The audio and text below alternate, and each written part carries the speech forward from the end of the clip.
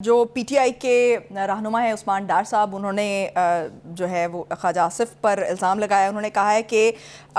جو خواجہ آصف جرت کرو، میری ماں کا مقابلہ کرو، میری والدہ تحریک انصاف کے نشان سے الیکشن لڑے گی. انہوں نے پیغام دیا ہے کہ جرت کا مظاہرہ کرتے ہوئے میری ماں کا مقابلہ کرو. اور جو عثمان ڈار صاحب کی والدہ ہیں، انہوں نے کہا ہے کہ میرے الیکشن کے کاغذات جمع کرانے کا سن کر آپ نے میرے گھر پر پولیس کے 20 لوگ بھیج دیے. میں لازمی کاغذات نامزدگی وہ جمع کراؤں گی، چاہے مجھے ہتھ کڑیاں لگا دو، جس پر خواجہ آصف صاحب کا بھی رد عمل سامنے آیا. بخاری صاحب، ہمارے ملک کی جو سیاست ہے وہ بہت زیادہ ذاتیات کی طرف بڑھ گئی ہے. ایک انتقامی سیاست کا جو ایلیمنٹ ہے وہ بہت زیادہ شدید تر ہوتا جا رہا ہے. ہم دیکھ رہے ہیں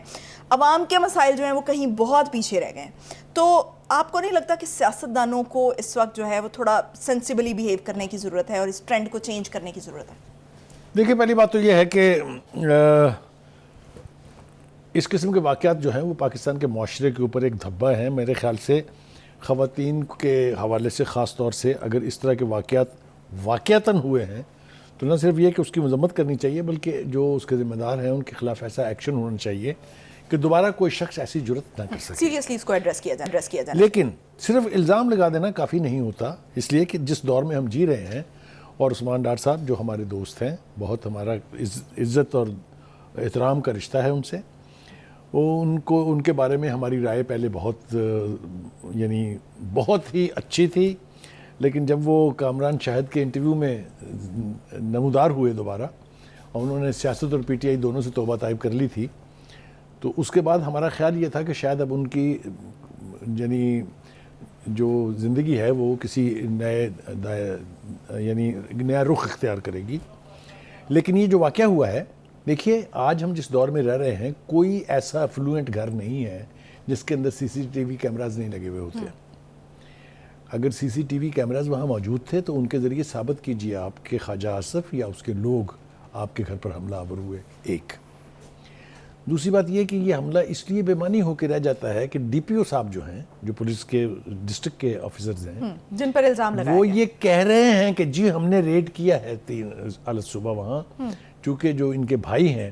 عمر ڈار صاحب، وہ پولیس کو مطلوب ہیں کئی مقدمات میں، اور ان کی گرفتاری کے لیے ہم چھاپے مار رہے ہیں. لیکن اگر تو یہ واقعہ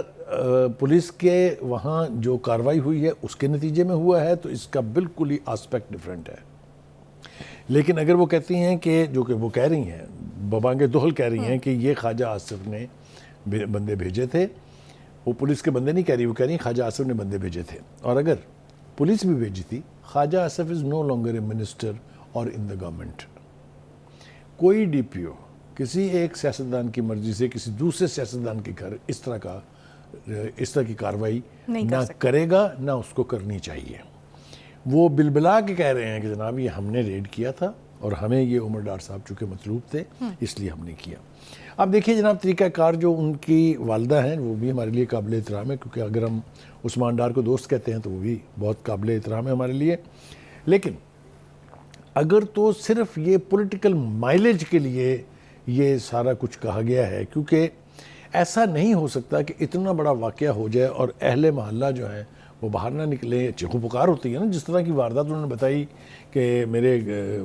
کپڑے جو ہیں پھاڑ دیے انہوں نے، مجھے دھکے دیے انہوں نے، دروازے توڑ دیے انہوں نے. تو مجھے حیرت ہے کہ وہ کیسے علاقے میں رہتے ہیں جہاں اہل محلہ جو ہے وہ باہر نہیں نکلے ہیں. لیکن جیسا میں نے کہا کہ اگر سالڈ پروف موجود ہے تو پھر خواجہ آصف ہو یا کوئی بھی ہو، چاہے پرائم منسٹر ہو، اس کے خلاف ایکشن ہونا چاہیے.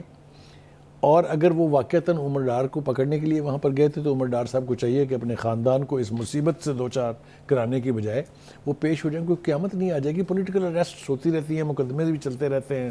اور ہمارے ہاں تو ویسے بھی رواج نہیں جلدی کوئی فیصلہ ہونے کا. تو کہنے کا مطلب یہ ہے کہ اگر یہ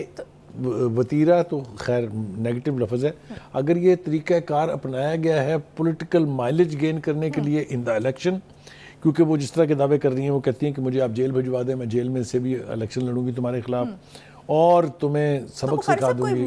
پولیٹیکل مائلیج ملے گی بھی اگر اس طرح کی کارروائی ہوئی ہے، اور اگر وہ صحیح بات بھی کر رہی ہیں تو کیا یہ پولیٹیکل مائلیج ملے گی ان کو؟ دیکھیے اگر تو یہ صحیح ہے تو اس کی تو دو میں نے باتیں آپ کو واضح بتا دی. ایک تو یہ کہ جو اس کے ذمہ دار ہیں ان کو کسی صورت چھوڑنا نہیں چاہیے، اور دوسری بات یہ ہے کہ اگر چاہے انٹرم گورنمنٹ ہے چاہے کوئی پولیٹیکل پارٹی ہے، اگر وہ اس طرح کے حربے استعمال کر رہے ہیں تو یہ ان کے لیے بھی کوئی نیک نامی نہیں ہے، نہ ہی اس کا ان کو کوئی فائدہ ہونے جا رہا ہے، بلکہ الٹا نقصان ہوگا ان کو۔ خواجہ آصف کو جو لوگ جانتے ہیں وہ کم از کم ان کے بارے میں یہ واؤچ کر سکتے ہیں کہ وہ پولیٹیکل فیلڈ میں بہت سٹرونگ ایک اپوننٹس ہیں اور بڑے دبنگ قسم کے سیاستدان ہیں وہ، لیکن خارجہ رہ چکے ہیں۔ ان سے اس گھٹیا لیول پر جانے کی کم از کم میں امید نہیں کر سکتا کہ وہ اپنے کسی کنٹمپریری پولیٹیشین کی والدہ کے گریبان تک اگر ان کا ہاتھ چلا جائے تو پھر خواجہ صاحب اللہ آپ کا حامی و ناصر ہو، آپ کے بارے میں پھر رائے اچھی نہیں رہے گی پورے پاکستان بھر کی۔ میرے خیال سے صرف تردیدی بیان کافی نہیں ہے، خواجہ صاحب کو خود بھی کوشش کرنی چاہیے کہ وہ اس معاملے کی چھان بین کریں اور کروائیں کہ کون لوگ تھے جو گئے تھے، کیا ڈی پی او کا سٹیٹمنٹ ٹھیک ہے، کیا واقعی وہاں انفارمیشن تھی کہ اس عمر ڈار صاحب گھر آئے ہیں اس لیے وہاں پر ریڈ ہوا ہے۔ کیونکہ میں ایک بات آپ کو بتاؤں، الیکشن سے اتنا پہلے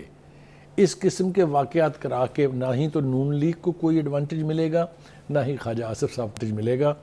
پہلے وہاں پر ہم خواجہ صاحب کے حوالے سے گفتگو سنتے تھے، جو اپنے جو پی ٹی آئی کی جو اس وقت کی لیڈر تھیں